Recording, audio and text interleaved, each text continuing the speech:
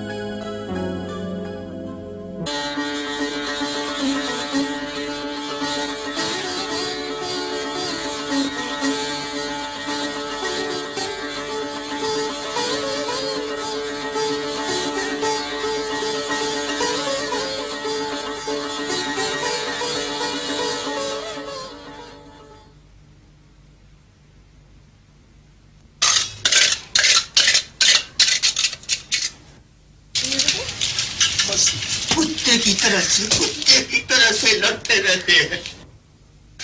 जो नसीब में रखा है। अरे मर जाओगे ऐसे ही लड़ते। कहां से लाकर दूं खाने को? शांति से बैठ के नहीं खा सकते, जो है खा लो।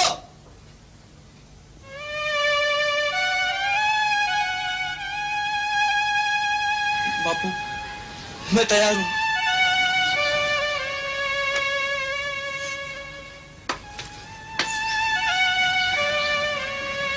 मैं तैयार हूं बापू, मैं तैयार हूं राक्षस का भोजन बनने के लिए।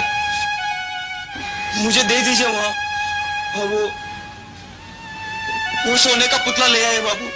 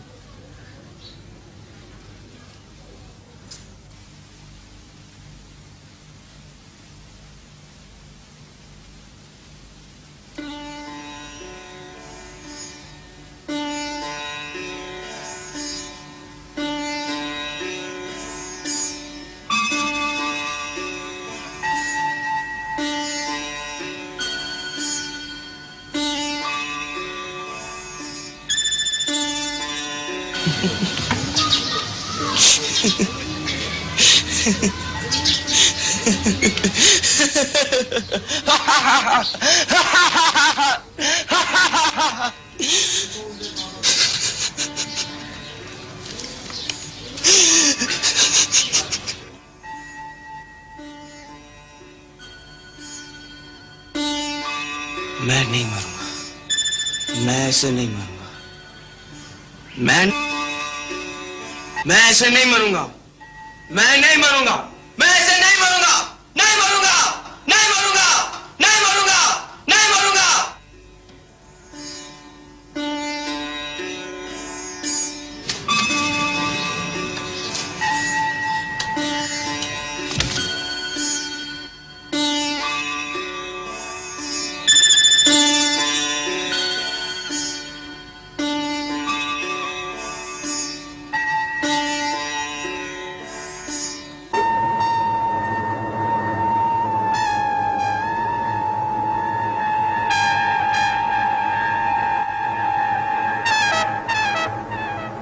भोजन।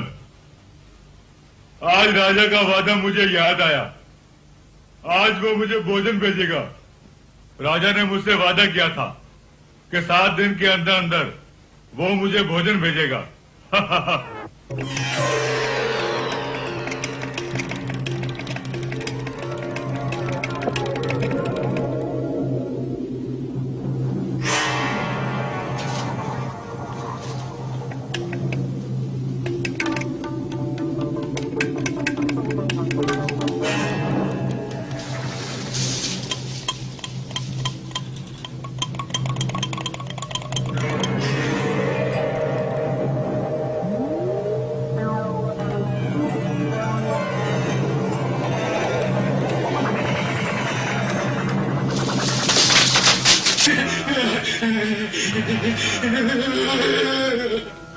भोग, भोग।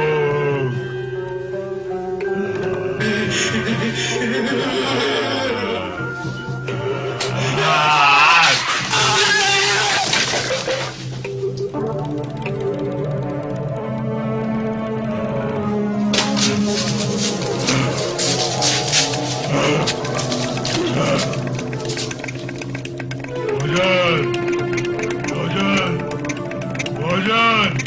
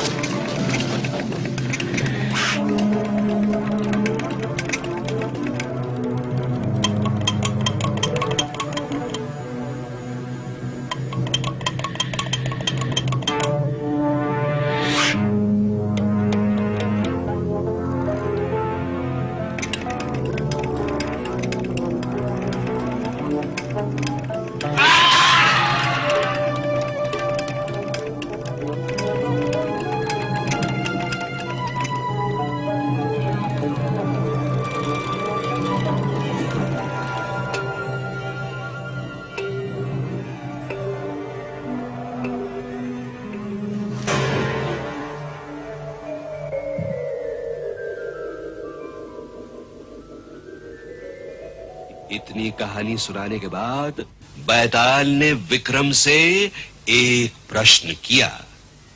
ये बता विक्रम कि वो लड़का हंसा क्यों और रोया क्यों? जल्दी बता, वरना मैं तेरे सर के टुकड़े टुकड़े कर दूंगा। हाँ। बेताल, लड़का जिस कारण से हंसा उसी कारण से रोया भी। वो सोच रहा था कि जिस राजा को राक्षस से मेरी रक्षा करनी चाहिए थी वो उसी राक्षस को मेरी बलि दे रहा है। जिस माता पिता को मेरा पालन पोषण करना चाहिए था वो मुझे धन के लालच में बेचकर चले गए। सच है, मनुष्य को अपने भाग्य की लड़ाई अकेले लड़नी पड़ती है। इसी बात ने उसे प्रेरणा दी, वो राक्षस से भिड़ गया और विजयी हुआ।